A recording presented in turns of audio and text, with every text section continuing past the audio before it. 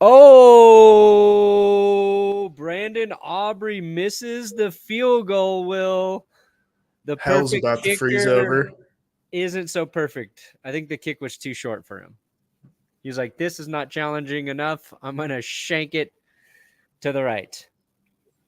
Oh, So there's man. technically, I thought this game was over. I thought this field goal was going to end it, but there's technically a little hope here for Giants fans.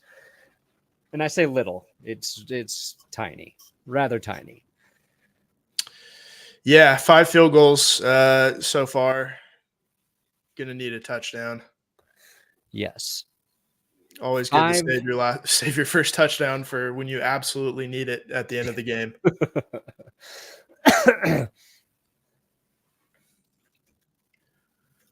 What's Jones doing? Danny throwing deep. Oh, and it's not even catchable. A story we've seen some issues with tonight. And this game has been so boring. So boring. No neighbors on this last drive, it appears. Yeah, so he, at the end of this game, Neighbors was trying to make a sideline catch. That was too far out of the sideline. He gets banged up. Micah Parsons went down with an injury late. DeMarcus Lawrence was hurt. Yeah, Jones is looking for Wan'Dale Robinson here. Just kind of overthrew him. The Giants have had opportunities. They're down 20-15 right now. Jones is scrambling, throws it away. And every time they get into the red zone, they can't fucking score a touchdown. They can't at all score a touchdown. No. My thought is that, like, Daniel Jones could be an effective quarterback if and only if he has a top 5 defense. Yeah, I mean, we saw that play out for a full season. I don't know if they're top 5, but they're a good defense. And, Saquon Barkley was still a giant. Yeah, I think he threw about 15 touchdowns, which actually sounds pretty good in 2024. Saquon threw 15 touchdowns. Yeah, Saquon threw 15. And one last Hail Mary here. It is picked off by the Cowboys. They officially are going to win this one 20-15. Welcome to That's Good Sports show on That's Good Sports. I'm Brandon Perna here with my writing partner and soulmate, Will Keys. And in just a little bit, we will have Bengal joining us to talk about this crap show, this poop show, which should be fun because Bengal is a known Giants fan. So I'll be excited to talk to him for a little bit, get his take on this team. Why is he not a Bengals fan? Has anybody ever asked him that? I think he probably gets asked that once a day, maybe once a week. We'll have to find out if they've hit their quota today. That'll be the first question. Yeah. Did you get your Bengal? Are you a Joe Burrow guy quota for the week? Yeah.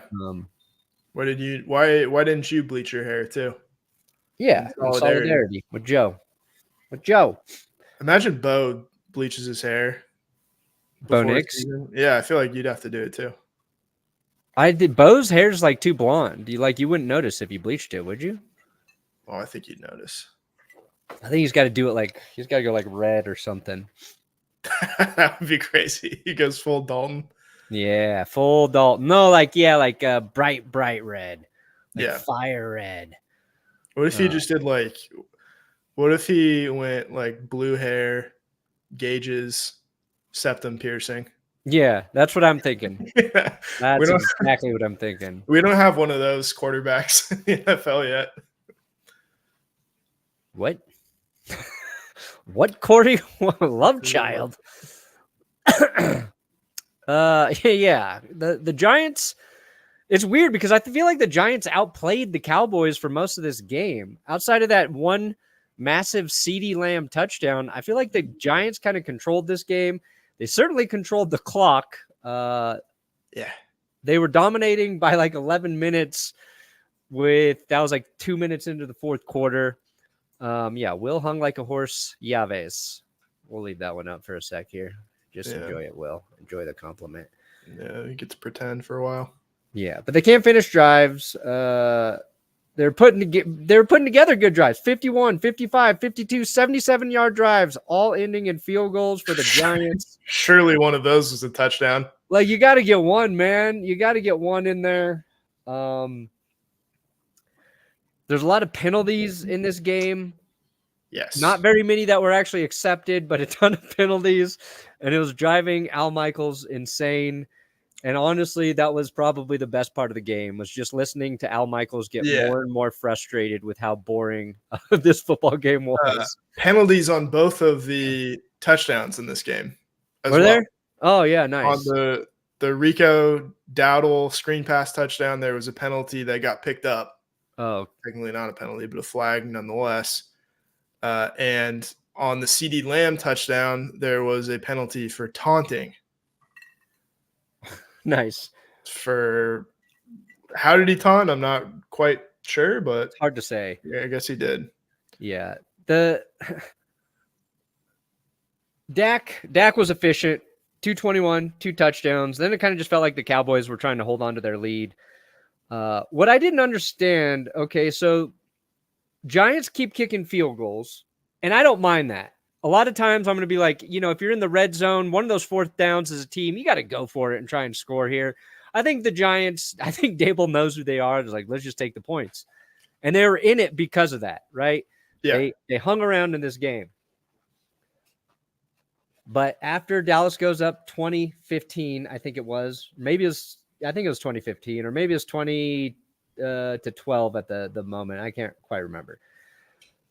But it's top of the fourth quarter, or mid top of the fourth quarter. Giants need a drive, and they're still like mixing in handoffs, and it's something that didn't work all game. Yeah, Singletary was averaging like 1.4 yards per carry as their leading rusher. 24 carries for the Giants, 26 yards. Yeah, like with a long of 5. I know at certain points throughout the game, you want to keep, even if the run's not working well, you need the defense to at least think you might try to run. End of the game, though, you got to put a drive together, call your best fucking plays, and your best fucking play is not a run in this situation. You are literally just forfeiting a play because you broke nothing. And I think like one thing they got to do is they got to get Daniel Jones moving and actually running with the football. He had a free play opportunity, I think, in the first half. Yeah. And he just wasn't even close to connecting. He had his guy, too. His guy had, I think it was Slayton. He had a step. He underthrew the ball. It was picked. Obviously, the pick doesn't matter because of the penalty. But that's my new metric, Will. If your quarterback can't capitalize on an open free play, not even just a free play, an open free play, you gotta move on. And I don't even think Jones was that bad. I thought he was decent in this game. He gave the Giants a chance. It just a very frustrating. Kyle Orton-esque performance, very proficient. Yes. Between the 20s, and then had no idea what to do inside the red zone. But I don't like that you're bringing up free plays just a couple days before we play Aaron Rodgers. Yeah, he's the king of free plays. Yeah. And Dan got a few off. You got the Cowboys a jump a few times, like Rodgers likes to do as well. Yeah. No, it's a great tool to have in your toolkit if you are a quarterback, and you should be able to do that if you're in year 6 like Daniel Jones is. It sucks if you're getting the defense to jump is your best run play. Yeah. Devin Singletary's longest run was 5 yards. And now we watched the Broncos struggle to like break plays for a few years. But you always get like one 11-yard run in there somewhere. The Giants couldn't run for shit tonight. Yeah, well, you saw Andrew Thomas did a really nice job on Micah Parsons in pass protection, but near the end of the game, too, he just got lit up by Parsons. Yeah, and then Parsons got like sandwiched between 2 defenders, fell weird on his knee or leg or something. So I don't know what his status is. Thank you, Paul. Yeah, Guerrilla Sports. If you're a Colorado sports fan, check out Guerrilla Sports here on YouTube. Talk to former Denver Bronco and NFL player Nate Jackson today, an author as well. Oh, what a great book that is. Yeah. I told him that was the last book I actually like read, like physical book. Yeah. cover to cover. Very good book. If you want to know like the inner workings of the NFL, what it's like to be like kind of on the roster bubble, the dealing with like pain management and injuries and tore it all. He's like candid about all of it. Slow Getting Up, I believe, is the book, but you should definitely check it. Yeah, just an incredibly gifted master of prose. Yeah. Shockingly so. One other thing, the Giants need somebody else to make plays besides Malik Neighbors. Well, what really sticks out about when you look at the box score, they had 2 receivers with double-digit receptions. Neighbors, obviously, with 12, and then you have Wan'Dale Robinson, who had 11. It was also targeted 3 more times. I think it had a couple of drops. One, I think, got wiped out by ineligible man downfield. And then I think a third down drop late in the game. Yeah. It could have been PI. I don't know. On this last drive, there's a ball that got to him. The defender was right in front of him, but the ball gets to his arms and he can't catch it. And just like, oh shit, that's just a guy who couldn't make a play when the team needed it. He also caught a pass and I felt like he spun the wrong way. If he would have spun in, he would have had the first down. He spun towards the guy who was defending him. And, I felt like I saw 2 or 3 times where Wan'Dale failed to make a play for the Giants. Tech. What were you going to say, Will? No, just agreeing. So say Techie Tech. Thank you. Today's live stream is sponsored by Underdog. Just use my code. That's good. If you want to play fantasy, if you want to play pick'em games, higher or lower, Underdog rocking with this channel all season long. The goal is to get 10,000 signups. I think we just hit 2,000, so we are grinding. It's a possibility to get to 10K. So we get to 10K, I actually give Will less money. That's the new. I said if I get to 10K, Underdog's got to pay me $1 million, and then I'll give Will a raise. That didn't really do it for signups. So instead, if we get to 10,000 signups, I'm going to give Will less money. Yeah, watch us hit 10,000 like by the end of the weekend. I will give Will 10,000 less per hour because he charges 20,000 per hour. My rates are extremely high. Overhead is crazy. Yeah. I respect the timeout. I went too far. Shout out to Grace. Grace, where you at, Grace? Also, Rodgers O-line got away with so many penalties. What's new? Aaron Rodgers? We going back to Aaron Rodgers?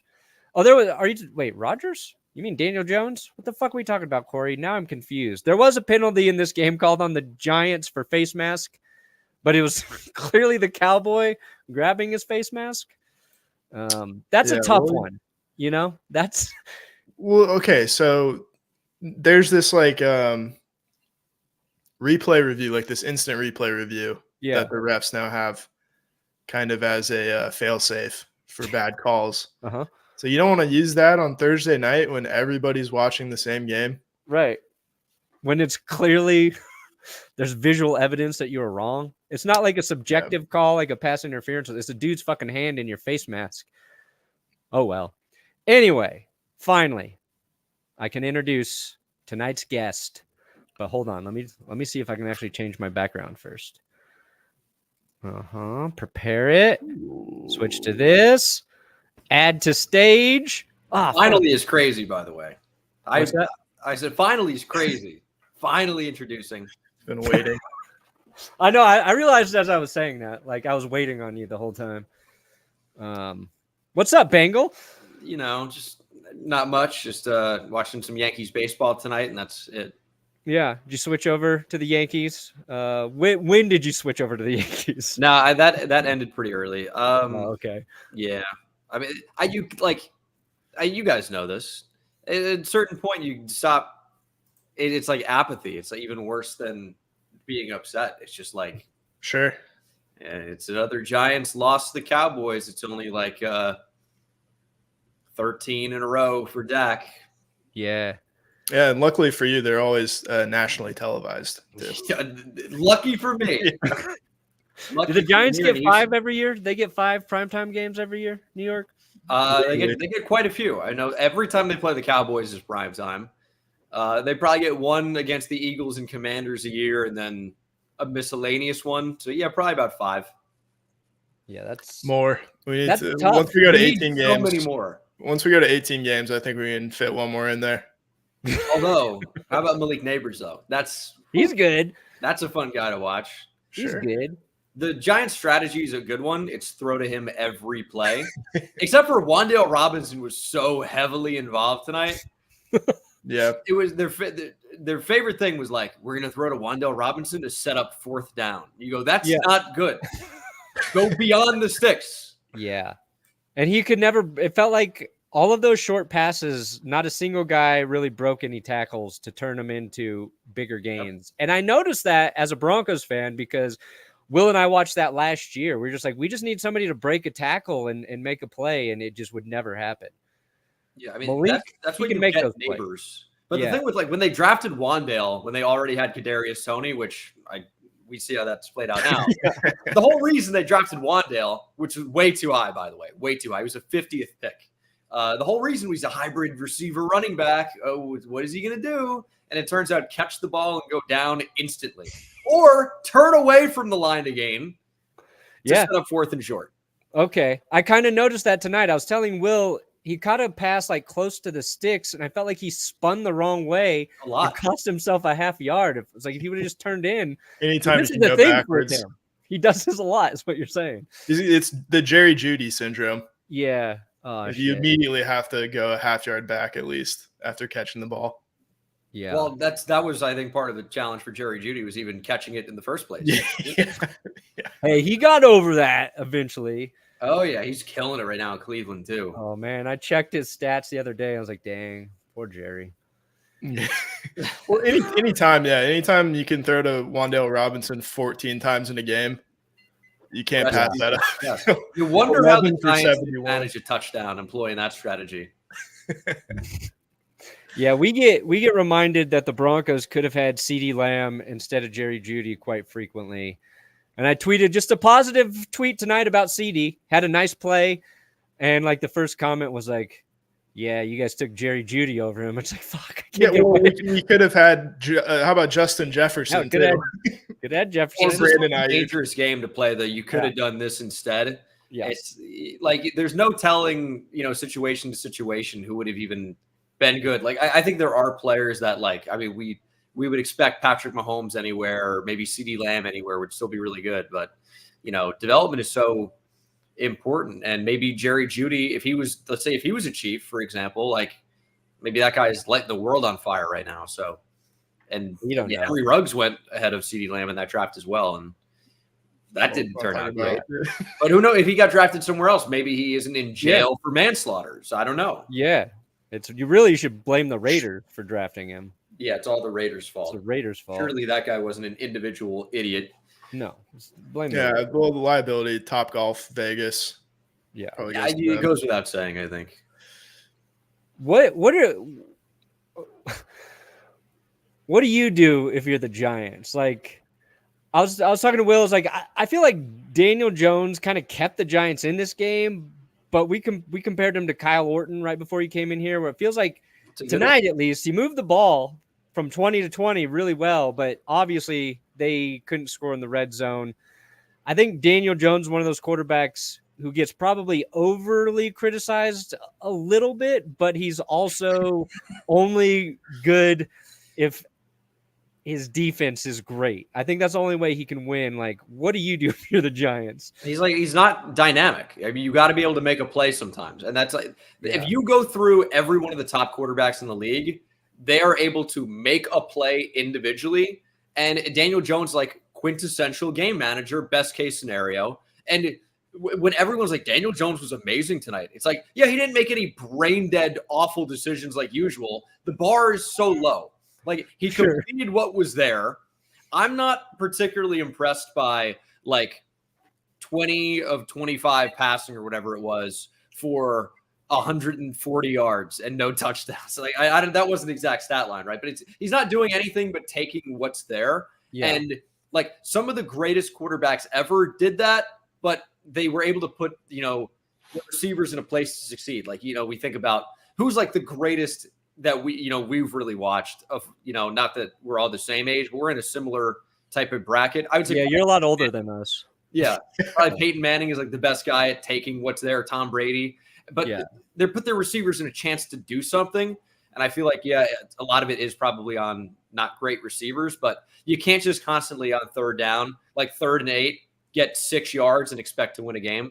And it's like, I'm not that impressed with Daniel Jones checking down. And no, you can do that, but then you've got to hit on your opportunities when you do push it. And he could not hit on anything deep. Even the free play we were talking about. He underthrew it by 7 yards maybe? Yeah, that one. It feels like he was scared to just unload his arm in that situation. Like, you got nothing to lose. Don't underthrow it. So was it Diggs who came over and made the play? I can't even remember, but like, your guy had a step. Just fucking launch it. You'll be forgiven if you overthrow him a little bit, but like, I don't know. I mean, in a game where we saw 134 flags, I don't mind like just tossing one up, underthrowing it a little bit, and seeing if you get a PI. I think that's a pretty good strategy. The thing is, it wasn't even a particularly long throw. I don't think it could have been more than 30 yards in memory. Just, like the underthrown PIs are like, like if you're throwing 40 yards down the field and you really got hang time. Daniel Jones neither had velocity or hang time. It was very. I don't even know how you can do that. It just like. You got to Flacco out on those plays. Yeah. You just got to heave. I've got a bit of a 2-part question for you, Bengal. First of all, where's the regret factor 3 weeks in passing up Bo Nix for Malik Neighbors? I think that was a really tough decision by Joe Shane, the GM of the Giants. And I think you see what Bo Nix did in week 3, and it's really hard to not want that, because surely that's Bo Nix every week. What a player. Yes. He's going to be that guy. Yeah, and Neighbors, he's just another guy that catches the ball. Somebody's got to throw to him, right? So kind of a jag. Second, Bo Nix, Darius Slayton, and Wan'Dale Robinson. You don't want to see that. Second of all, maybe you guys are in the market for a quarterback this offseason. Maybe. We got a lot of season left. Where can I get my head? Yeah. How do you feel about the current crop of 2025 QBs? I put out a tweet about it, and I feel really good about it. I said something along the lines of like, whatever you want to say about these guys, I'm seeing like a really deep class of future NFL backups, and it's hard not to get inspired about like potential longevity in the league one way or another. Sure. Who's the guy you kind of like, though? Who's the guy you won't be super mad if the Giants get? I mean, right now, it is early in the college football season. We got to see more. But, like, if you're talking about the high potential guys, like Cam Ward from Miami's probably at the top of the list, potential-wise. Sure. But I don't know. Like, it's tough because a lot of these quarterbacks are like, they could be fringe top 10 best case scenario. Like, they could be Kirk Cousins if everything goes right, like a Carson Beck to me. Mm-hmm. So it's hard to get super excited about someone that could be good enough. I think that's how, like, you get a Daniel Jones. Daniel Jones was never going to be a top quarterback. There was no scenario where he was ever going to be one of the best in the league, but he could have been like fringe top 10 or 15 if everything went right. And he's been fringe top 30 his entire career. That's been sick. But I mean, like, I'm not that stoked on Shedeur. Shedur's talented. I hate to be like super old man grumpy, but like I see the way he reacts to everything and the media, and that'd be tough in New York. That'd be tough in that market at all. Because it really wasn't that big of a storyline when Shedeur's like, "Oh yeah, you think Dylan Raiola played well? He had plenty of time to throw. Look at what I'm dealing with." You go, "Ooh, that was an interesting thing to say." When you have to play an entire season with those guys still playing offensive line. So I'm not like, I don't know. Shedeur also runs into a lot of sacks, and when you have a bad offensive line, that can exacerbate that. All good quarterbacks throw their offensive line under the bus. Like, that's the first thing you do. If you're a rookie, especially, you challenge your offensive line and say, "You guys suck." Have to light a fire under their ass. Yeah. And then you piss off your running back. especially the one who's going to be doing pass pro for you. Well, one thing I find interesting, Broncos and Giants fans, we both kind of have this natural claim to Arch Manning. Yeah. and you're a Texas guy too. Yeah. So maybe you have double that compared to us. But is there any thought of that kind of running it back with Daniel Jones and then just banking on Arch? I mean, they totally can, right? Because Jones is still under contract for 2025. You could cut him now and save a lot of money overall, but there is still some dead cap associated with that. And like, what is the alternative, right? If you just draft a quarterback in what appears to be a pretty down year, like, you're in the same situation you're in, like right now. But the other side of that is, well, this quarterback class isn't great. So even if you have a top pick and decide to go with another really good player at a different position, who's to say you're even picking that high again and can get the quarterback you want? Like, there are a lot of bad teams every year, and in the NFL, there's so much parity that you might have such a terrible team, but it's going to be the difference between 3 or 4 or 5 one-score games that don't go your way, and then you're picking first versus 8th. So, you're probably Giants and Vikings in their playoff year, they had 7 or 8, something like that, one-score games that just happened to go their way, and it's not sustainable. And I said that, and then you see the Giants miss the playoffs every year since then. So, which is not that many years; it's 1. But we can probably round up probably this year also. So. Yeah, I was really hoping they were going to win tonight. It would have been nice just to see one, man. Just one. I had no vested interest in it, but I was just like, I kind of just want to see the Giants beat the Cowboys, and they were just so close, but never felt like they were actually going to do it all game. They were edging. They edged for 3.5 hours. That's all they did. The Giants have beaten the Cowboys one time since the 2016 season, and it was with a backup quarterback. 2016 in my head, I'm like, that was just a few years ago. It was like almost a decade. Was it? I think probably Cooper Rush. Could have been like weird John Kitna maybe. I think it was like 2021. We're the same with the Chiefs, and we beat them with Russ last year. And Russ didn't even play well, but we fucking beat him anyway somehow. Play well. That's not that hard to believe. Yeah. Russ was one of the weirdest quarterbacks. The games he played well, he wouldn't get credit for. The games he didn't play very well, people were like, man, look at that. Look at those stats. He was great. It's like, oh, fuck. That was like the Carson Wentz effect. Yeah. I do have one question. I think everybody wants clarity.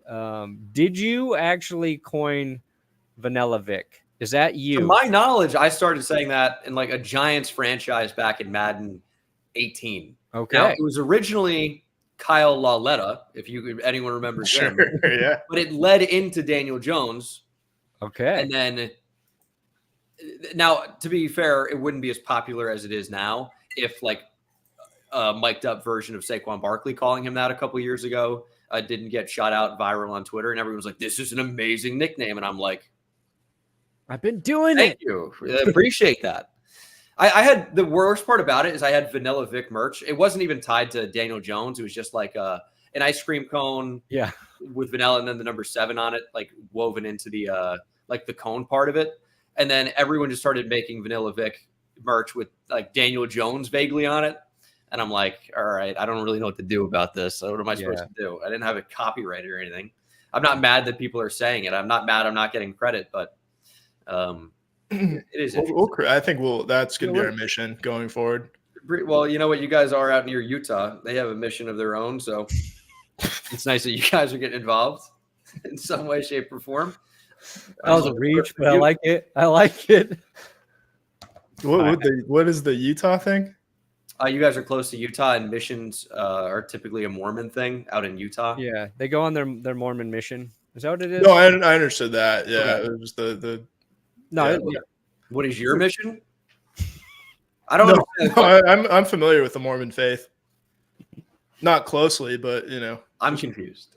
Cursory. All right, moving Let's on. talk more about it, actually. Yeah, let's stay on this one. Who invented? Was it? What's the guy's? Joseph Smith? What was the guy's name? Yeah, Joseph. Good old Joe. Joe Smith. The gold tablets. Thank you to Trey Parker and Matt Stone. Everything I know about the Mormon faith is through them. Yeah, great show if you get a chance to see it live. I did see it live. Yeah, and they're Broncos fans, so they're cool. So okay. We have to back up. If anybody doesn't know, this is Bengal. I linked his channel in the description below.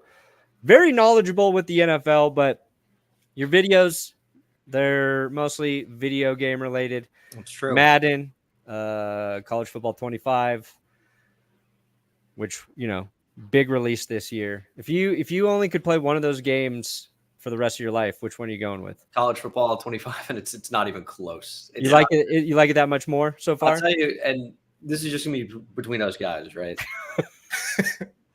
It's really hard for me to jump on Madden. Like I'm midway through Raiders franchise season 1, and I think from episode 1, even I'm like, can this series be over? I'm like, I'm having so much fun with that game. And like something I've been doing lately is with this game this year, I'm just going live on Twitch and I'm picking, a college and doing a full season per stream. And some of the streams have been like 7 or 8 hours long into like 4 or 5 in the morning, like an insane person. But because like, it's just so much fun and it's hard to drag myself away. I'm an ADHD guy, so I get hyper fixated. I'm locked in. I'm like, oh yeah, I need to like be a normal person. But I'm recruiting a 3-star athlete at 5 in the morning. Yeah, I was turning the program around. I was listening to you for a little bit, trying to figure out how you're going to upgrade or improve your interceptions for your defense, which corners you got to recruit. And I was like, I would never have the patience to do this shit. Like it doesn't take as long as you think it does. Probably. No, recruiting's not it's not rocket science. I mean, yeah, there are guys I don't that like managing that. Like I just want to play the thing. You know what I mean? Yeah, I think that's where like I totally get that perspective. For me, I don't really even want to play the thing. Like gameplay to me is so secondary. I like the team building aspect. No, that's cool. I started doing the rebuilds, and I don't know how to describe it. There's got to be some type of term for it, but like the progression element has always been really intriguing to me with different things. So like I really like having a team of all 70 overalls, and then I bring in an 85. And then I bring in like another 85, and then suddenly my team is full of 90s.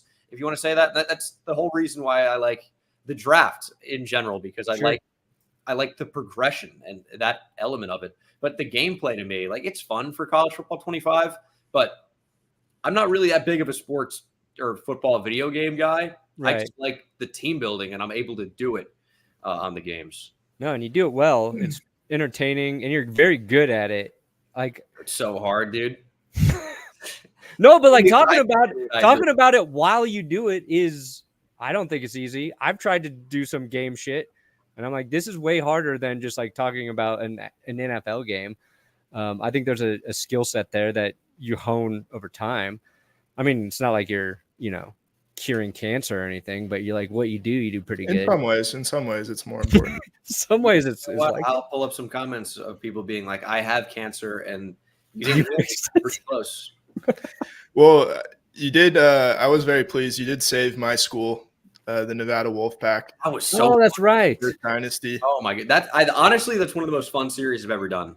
Yeah, that was great. That was great. And you did the choke goat. Did he get a hold of you before that? Yeah, that's why I did it in the first place. Rules. Yeah, Choke followed me. Nice. And then I'm like, who is actually following me? And then I asked him, I'm like, I know you're not behind this. And he's like, yeah, that was my guy, Alec, from the recruiting department. And I'm like, all right. And he's like, yo, go talk to Alec. I'm like, that's who I actually need to get a hold of. It's cool because Jeff Choate's a Texas guy. If you didn't know, he was a linebackers coach, co-DC at Texas before taking the Nevada job. And the worst part about Nevada Dynasty by far was the lack of alternate uniforms. They're so boring. So boring.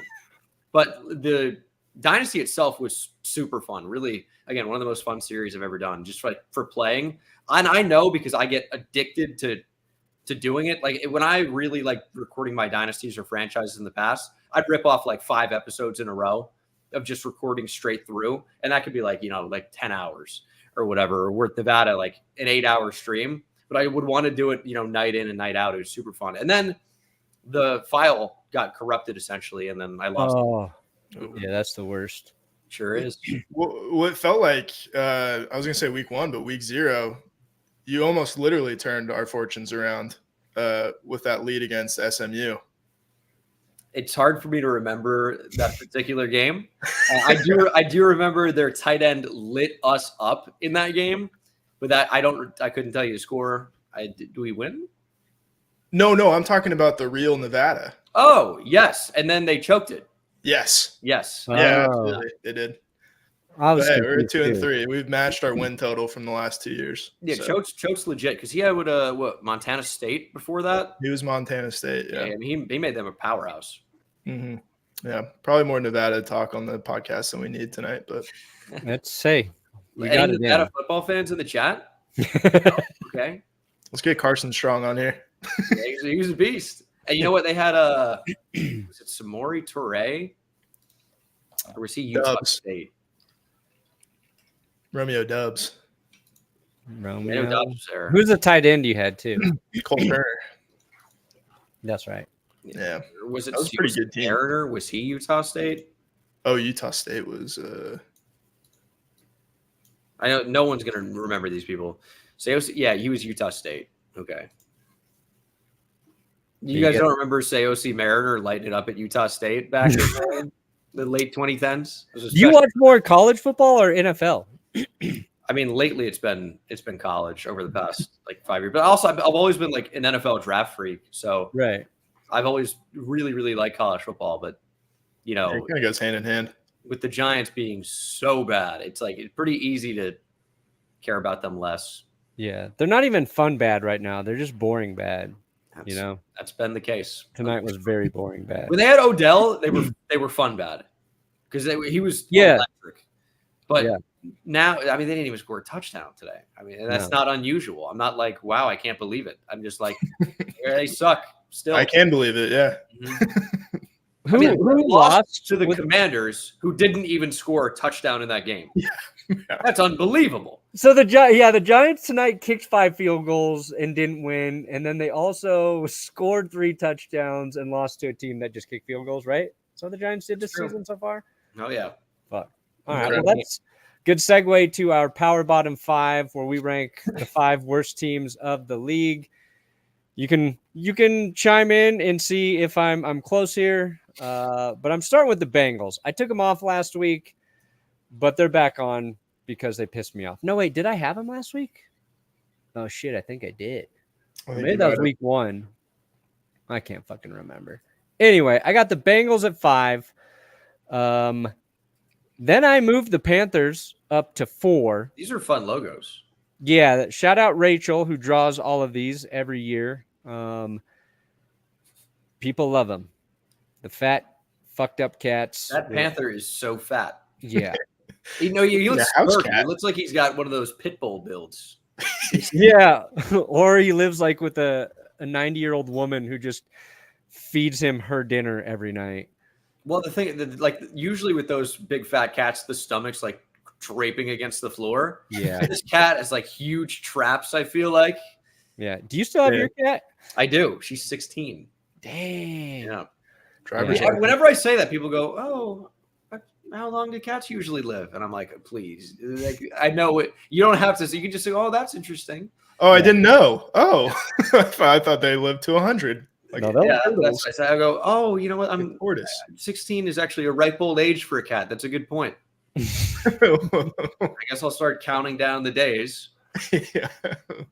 Yeah, because you had an old profile picture with that cat, right? Oh yeah. I remember you and I had like similar ones. I was like, "That's weird." Another football guy with like his black cat in his hand. Like that was probably like 7 or 8 years ago. It was a different time. Because originally, why I had that taken in the first place is Table Rock is like, we need pictures for our website. And nowadays I'd be like, no, you don't actually. You don't need those at all. I'm like, okay, I guess. Yeah. I'm like, I have you don't have any headshots? I'm like, no, I don't have any headshots. Yeah, not enough footage of you exists on the internet. Yeah. In 1080p. All right, so Bengals, Panthers. Panthers moved up from 1. And I wanted to take them all the way off because they might be all right with Andy Dalton, but I need to see a little more here from Carolina. Then I just out of spite, I put the 49ers in there. They were the all-injured team versus the all-injured team, and they fucking lost. Inexcusable, really. Especially how that game just kind of ended. You guys seeing anything that is just egregious so far? I mean, if I know anything about the 49ers, they will not figure it out. No. At any point this season. Kyle Shanahan's really on the hot seat. They won't even pay Brock Purdy. They won't have to. They'll just let him go. No. I like that. Then I put the Bears at 2.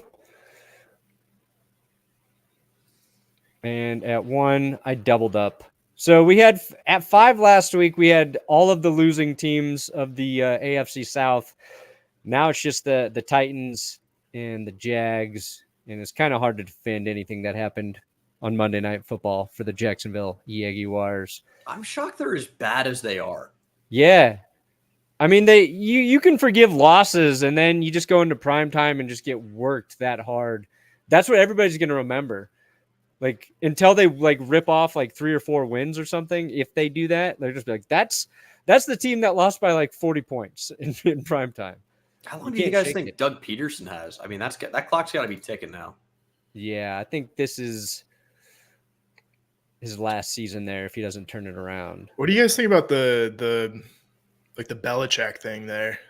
It just doesn't seem. I don't know. It just doesn't seem. Bill like the Jacksonville. Belichick. Yeah, I've kind of heard. I don't think he'll go there. We got to get Tom Coughlin back there. Yeah, I think bring him back down. Coughlin back in Jacksonville would be electric. You know, he'd rebuild that team and they'd be winning 11 games within 2 years. And they would all be 5 minutes early. That's the most important part. Yeah. It's good, hard-nosed football. Yeah. Good red-faced football. All right. Last thing we do here, Bengals, we track our enemies for the week. I left yours blank because I obviously can't read your mind, nor was I going to take the time to DM you and ask you who your enemy might be and then explain to you what tracking our enemies is. So you can think about who your enemy is in the NFL. Right now, my biggest enemy is the ACL. Denver Broncos just lost Alex Singleton to an ACL tear. He tore it in the first quarter, which was insane. And he played the whole game, and then he led the team in tackles. And there was like a clip of him getting like just like juked by was it Bucky Irving? Yeah. And he got juked without an ACL. So that's forgiven. And the fact that he played through that shit, impressive. But I talked to Nate Jackson today about Alex Singleton, and he was like, that's going to be a bigger loss than people think because he's probably the biggest leader on the defense for the Broncos in the locker room. He's a guy that guys gravitate to. It was like just giving some nuggets about how the team feels about him. And I am putting my ACL or the ACL there as the enemy because, of course, that happened as soon as I just doubled down on the Broncos defense. As soon as I really started singing their praises, we lose probably one of the most important pieces. And we've had so many injuries to the linebacker position specifically. So I am just over ACL injuries altogether. They are now my enemy. Will, what do you got? Yeah. My enemy is not Matthew Sluka specifically. It is just the clusterfuck that is the UNLV Matt Sluka saga. Explain what's going on for anybody who doesn't know. Right. So UNLV started the year 3-0 for the first time since like the 80s, I think. They had a great start. You know, they're in the Mountain West. So, you know, you're already thinking about top 25, maybe sneak into the top 12 at the end of the year. Probably not, but like it's on the radar. Sure, Top right? 12 is Whenever you start UNLV 3-0. All right. It is. Anyway, if you're in that locker room, you're It's talking gonna be about it. Boise State, maybe. Yeah, for sure. But so he's the starting quarterback. He transferred from Holy Cross to UNLV this year.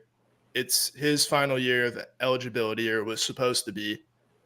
Starts 3-0. He's a starting quarterback, and then announces like in the middle of the night he's redshirting for the rest of the year because UNLV broke some NIL promises that they made.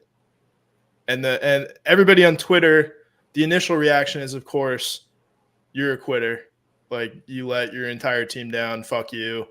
You're what's wrong with college athletics. And then we get mixed signals from both sides.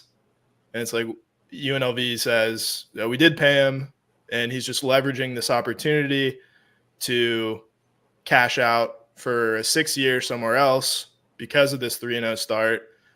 And there's no rules to govern NIL really whatsoever. There was no contract in writing. And now people are kind of worried that this is going to set off some kind of chain reaction in college football where even if that wasn't Sluka's intention, maybe that's a good idea to leverage a good start in the first 3 games of the season. Oh, interesting. Secure a payday somewhere else, red shirt, go make your money. So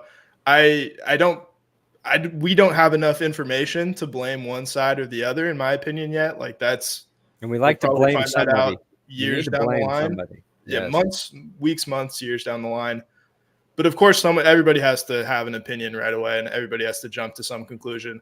All I know is it's really bad for college football. How do you feel about that NIL stuff, Bengal? Also, what's your underdog promo code, Bengal? Mine? Yeah. Is it Bengal? It is GPS. That's good. I don't know. The NIL stuff, like, I do like that players are getting paid. Well, I was just going to shout it out. This guy was on Underdog. You work with Underdog. I work with Underdog. I just wanted your actual code in case anybody wanted to sign up. Good. Okay. I tried. It's probably Bengal. Nobody use that. Don't test it. You are actively trying to not get signups. Interesting approach. We're on the That's Good Sports channel tonight. Sure. I would say that I think there need to be rules for sure. I like that players are getting paid, but the fact that it's just the Wild West, that's like a little insane. And I don't know. I just, as a Texas fan, selfishly, I like the way it's going because Texas you guys can pay them, right? Better than ever. They have the big Texas One Fund is so huge, but at the same time, I do think it is bad for the sport overall. Like, there are always going to be, those teams that make runs, like, shockingly, because it's guys that come out of nowhere and they're a good team. But, let's say, for example, like, Ashton Genty at Boise State, like, a player of his caliber. Let's say he was a freshman and he's doing what he's doing now. He was good last year too, but how many of those guys stay at Boise State instead of going to Alabama, for example, or wherever? I mean, even like Quinshon Judkins at Ole Miss was one of the better backs in college football. He just transfers to Ohio State. And not that Ole Miss is, not good. And players have their own reasoning for reason. Yeah. It's just like the parity, it feels like it's kind of gone. Like, one of my core memories of college football is when Boise State defeated Oklahoma. How many times is that going to happen in the future? Like, there will be upsets, but by and large, we're going to a 2-conference system. It's like this damn country. And it's the Big Ten and it's the SEC. And it's like, well, the ACC is also a thing. It's like, but it's not really. And the best teams, the biggest schools in the ACC are like, we don't want to be in the ACC. FSU wants out. They suck, but they're prestige, right? Clemson wants out. Miami wants out. The ACC's going towards becoming a version of the American or the Big 12 or whatever the pack is nowadays, where they're just like, we're just going to be the Mountain West. So I don't know. It's I think it's less exciting for everybody else. I like it as a Texas fan, of course, but There need to be some rules. That makes sense. There needs to be something to. I'm not saying incentivize loyalty, right? But like, you can't have it where, you have verbal agreements and then either they're not met, and then we don't want to speculate too much, maybe, but like hypothetically, if Matthew Sluka was promised a certain amount of money, and then he's like, all right, I'll totally come play at UNLV. And then suddenly he's at UNLV. He's like, where's my money? And they're like, yeah, about that. Yeah. That's, I don't know. It's just it's shady. It's dishonest. I don't have a solution, but you might be dealing with some shady figures over there in the desert as well. We don't know where that money's coming from. Mm-hmm. And we had, I think probably today, running the whole thing. Yeah, Pesci and De Niro, maybe. We had Dave Portnoy today came out and said, every year I'm just gonna toss $2 to $3 million to, for Michigan or whatever. Yeah, he's like, Michigan's going to have a top 10 quarterback every year because I'm gonna throw in $2 to $3 million into the NIL collective. It's like that just feels, I don't know. There's not in the spirit of the game. And also, we got to remember that these aren't NFL players. They're college athletes. And how many of these guys, when they're being promised all these things, are 16, 17, maybe just 18 years old? Yeah. It's like, I hate to be like, and I didn't graduate because I thought making YouTube videos was a better idea. But you didn't graduate? No. I thought you did. No. I stopped school because it didn't make sense to pay tuition when I have a job. Didn't I like tweet you and say, don't finish school, just quit? You probably, that sounds right. And, I was like, I was joking around and you said great something idea. Back that was smart. And, I did it for as long as I could, really. And then I remember I was, my mom and I went to Maggiano. She was visiting Texas, Little Italy, from New Jersey, the homeland. And then I told her, and she just broke down into tears at the restaurant. And she asked the waiter for advice. I go, that's not the guy to ask. And he's like some college kid, probably like, I don't know what to fucking say here. He's like, this is between you guys. I was like the most awkward thing ever, but that's my mom. Love her to death. She's a character though. But yeah, no, I didn't finish. But like a lot of people should, unless you really have a solid, sure thing.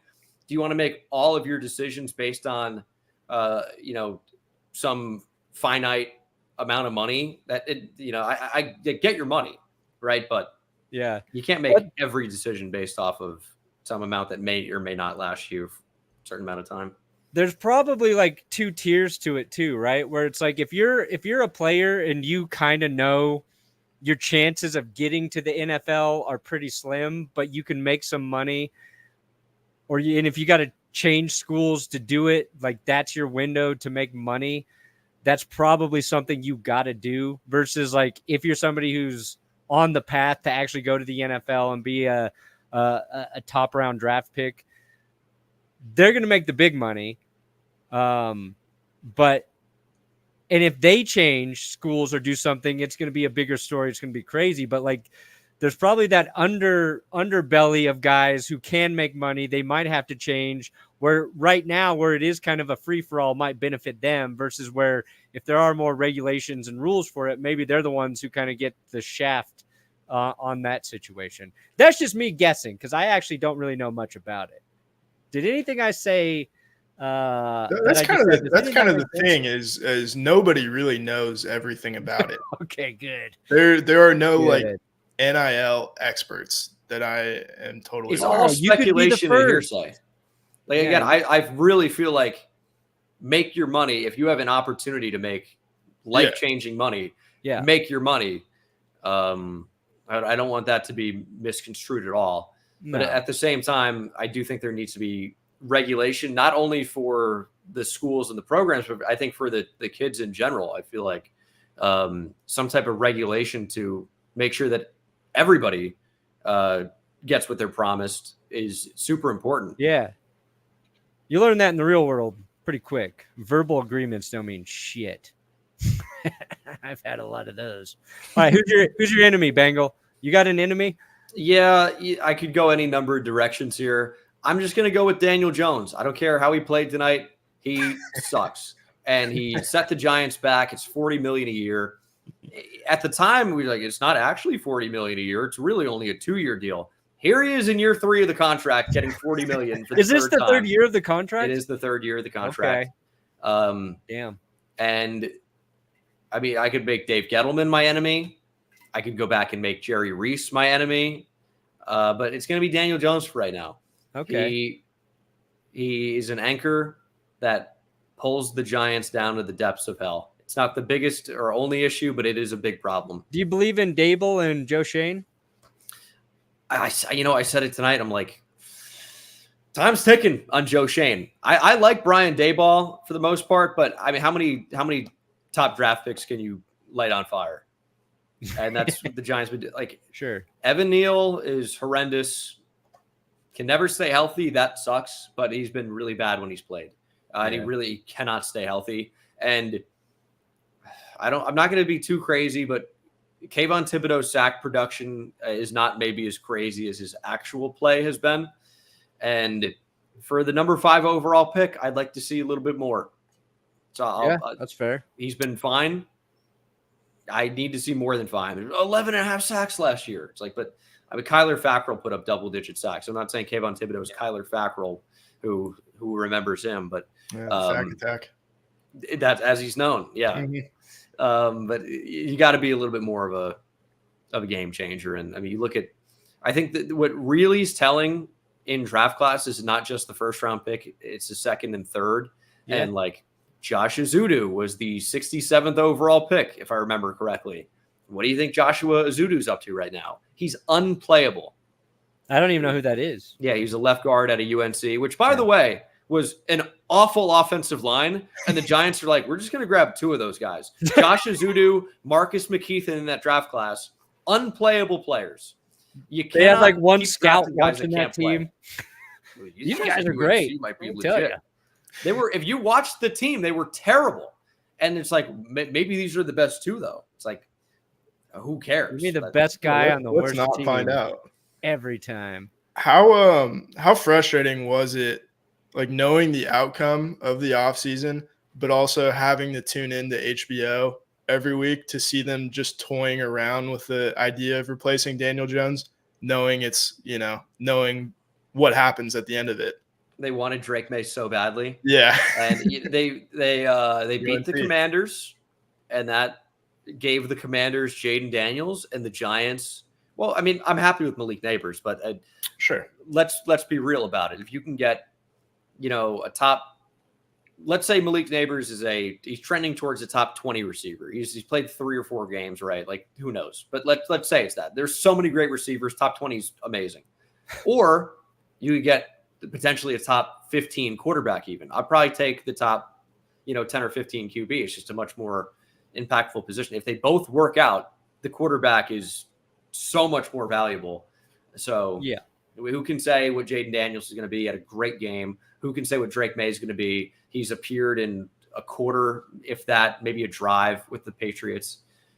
But like the difference between getting a QB and it working out versus Neighbors or even Marvin Harrison Jr., it's a pretty huge difference. But that's, who knows? I don't know.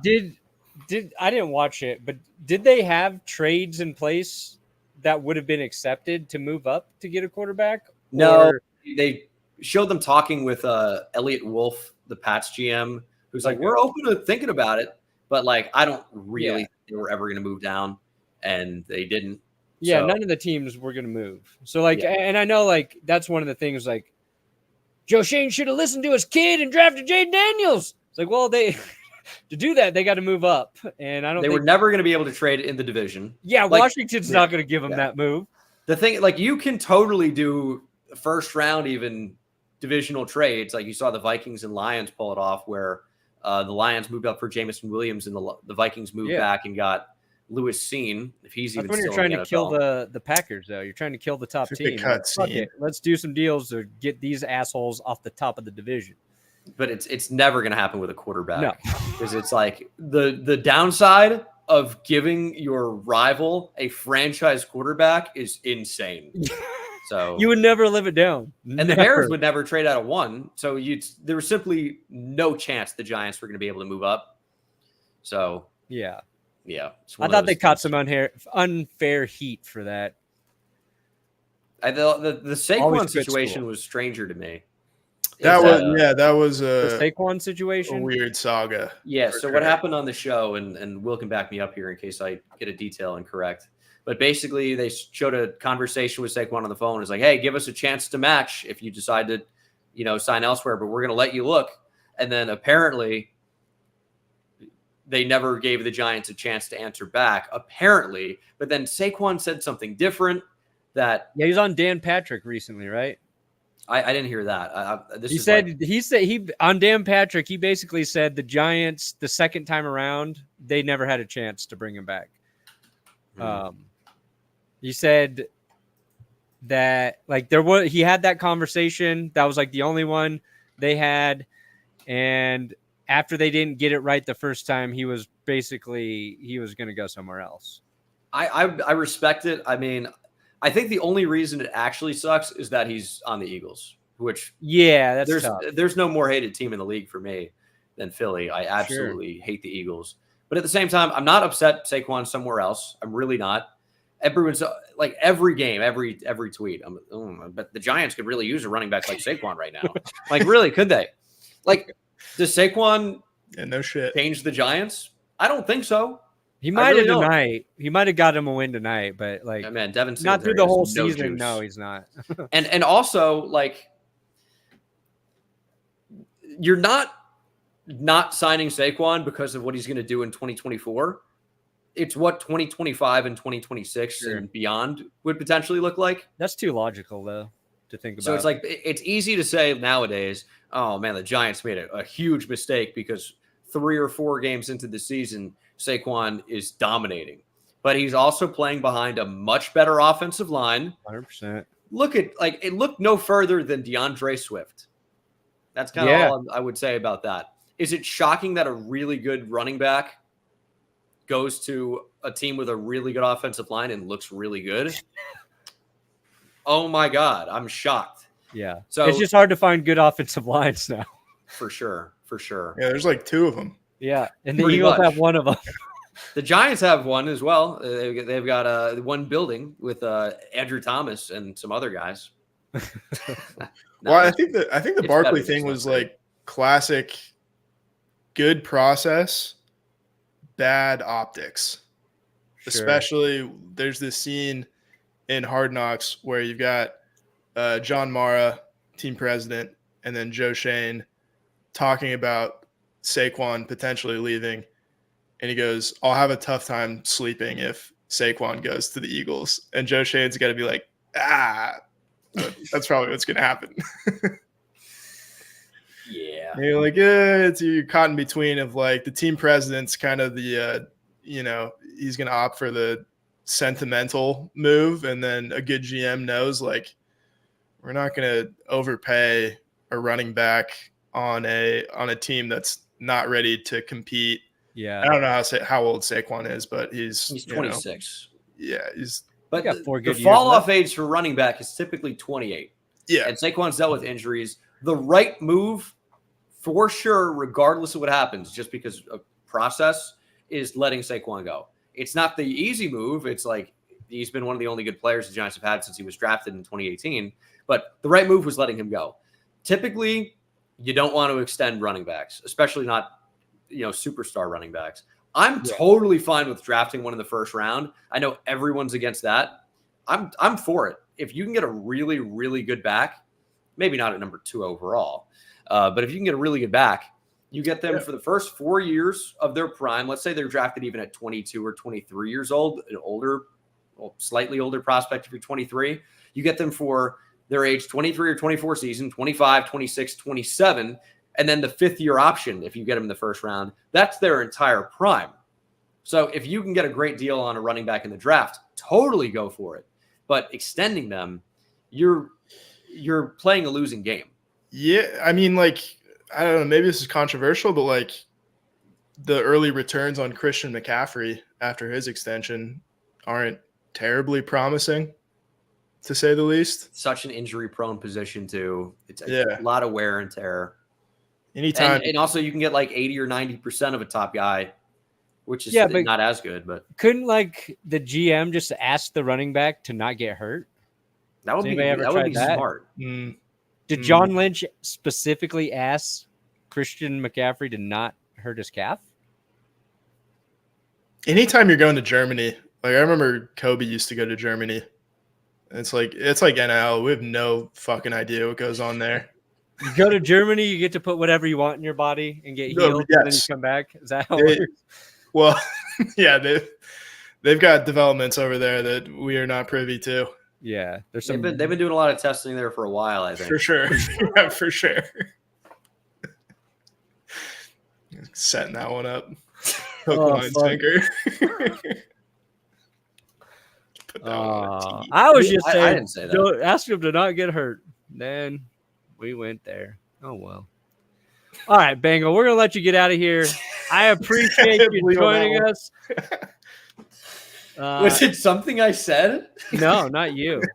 I think we hit an hour. I tried to get right at an hour. We're over an hour. And thank you for having me. Yeah, no, I was pleasure. I was excited I wanted the Giants to win, but part of me is like, I kind of hope they lose just because I think it's a little better if the fan of the losing team comes on the show. Link in the description for Bengals channel. You got to check it out. Subscribe there. Use his code Bengal at Underdog if you do play over there. And people were excited. So I'm glad you stopped by. Yeah, thanks for having me. Go Broncos. Let's ride. They have an all Texas team, so I'm all in on it. All right. Jordan. Brandon Jones. Although they got rid of Caden Stearns, which I'm upset about. Right? Yeah, that sucks. Yeah, I think everybody did, unfortunately. We loved Caden. All right, well, take it easy, guys. All right, have a good one, man. Lick 'em horns.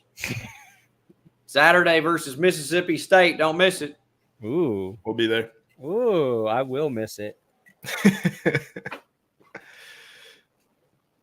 Well, that was great. How'd we do? We do all right? I think that was excellent. We've done that twice too, where I've abruptly ended after we got into a risque joke territory, and I think that's got to be the angle every time. So I think Gareth was talking about Michael Vick and his like dog graves and the cops finding him, and it was funny. And I was just like, well, I don't want to keep him in here too long. But now I want to just try and I want to get the conversation. You gotta give him a chance to dig out of the hole first. Yeah. Not to say, No, I want them in the hole and then I want to just fucking end it. I think you want them to leave with a terrible, terrible taste in their mouth whenever they can. Did I make them uncomfortable? And the answer is no, you didn't. But now is just the time I'm gonna end it. Yeah. That's exactly it. Yeah. All right. Well, that was Thursday Night Football. Do we have anything to promote for tomorrow? Just Underdog. For tomorrow, what do I got? Dropping, right? What's that? We have something dropping. I don't know if it'll be done tomorrow or if it's going to go up Saturday morning, but we did finish a young quarterbacks video. Johnny Barks is working hard on it. It turned out to be it was a little longer than I wanted to send to Johnny, but it's a 21-minute video, so he might need 2 days to get through it. It's about how all the young quarterbacks suck. So, yeah. Well, there we go. Look at Johnny on the spot. Oh my God. Damn, Johnny. We just gotta have Johnny in as the guest. Really, we'll do that. We'll do that one time. Yeah, why not? Why not? I mean, we have Johnny does a podcast on Thursdays, fantasy football one. Yeah, I appeared on it one time. They're great. They're okay. They do. No, they're great. They've got a lot of, let's just say their fantasy takes are about 65-35. And I'm not saying which one is good or bad. Yeah, percent. 65-35 in terms of correctness, because 65-35, that's where they're at. Incredible clip in terms of this whiskey's kicking in. Yeah. Well, so next week we've got Buccaneers. No Falcons. stress. I'll never have you. Just kidding. We've talked on Twitter. We'll make it happen. We'll make it happen. Absolutely. Sorry, what were you saying? I was going to say we have Buccaneers Falcons next week. Yeah. Do we know anybody who's affiliated with either of those teams? No. I was thinking about just not doing a show next week when I was looking at that game. Yeah. I mean, but maybe we can try. Who should? Well, I'm trying to. Well, we can't get Fitzmagic because he's on Thursday Night Football. Yeah, he's got tweeted to Fitzmagic. A lot of you guys were tweeting that one. I appreciate it. I want to get Gruden on here. I think we can get fucking Gruden. Oh, Gruden for the Buccaneers. Yeah, I've seen a couple of his videos. He's on YouTube. He's a YouTuber. Yeah, he's doing pretty well. Whoever's running his Twitter account doesn't fucking respond to me. I've tried twice. I'll try 3 times. After that, Gruden's gonna be dead to me. But do you imagine me and you just talking to Gruden? What if we got Gruden on and then like froze him out of the conversation entirely? And we just you just talk over him? Yeah. We would never do that. That would be crazy. You can't. I don't think you can. I don't think you can freeze Gruden out of a conversation. He would grind us. He would call us anti-football. You know what? Yeah. Hell yeah, Corey. Thank you for all the super chats tonight, Corey. I appreciate all the super chats. I try to pop them up. But I'm trying to focus on listening a little bit. And I'm not good at listening to what somebody's saying and reading a super chat. So I just bring them up. I don't get into them as much as, we do on GPS or during the streams, but I do appreciate all of them. So yes, if we get Gruden, we will ask him about racism and where he stands on homophobic jokes and how he's evolved as a comedian with those jokes. That'll be the first question. I think he's done his time. I think he's served his time for emails that I'm sure a lot of people in the league were sending. But certainly. I think Gruden did his time. I think it's time to welcome him back, With open arms, with the openest of arms. There you go. Hell yeah, Johnny. See, the 65% was the good percent. There you go. Yeah, but Johnny played in I think Johnny was in 20 of our drafts. So, first place, 10% first place. That's not bad. I'm in first place in a handful too. Anyway, now we're just dragging it on. God damn it. I don't know about that. Well, maybe without the beard. Now that he's got the beard, he looks a little handsome. Okay, 2 of 7. Dude, I swear you played him more, Johnny. Pretty good batting average. I swear I saw you in a lot of those. All right. Anyway, thank you guys for watching. I appreciate all of you. Thank you, Johnny. Thank you, Jory. Thank you, Max, for modding it up tonight. Will, he's on Twitter at Guillermo Yaves. And we'll see you. Good night. And John Elway was a contestant on The Masked Singer on Fox. And yes, he was. And John Elway is the only masked singer without an ACL. Bang. God bless Bo Nix.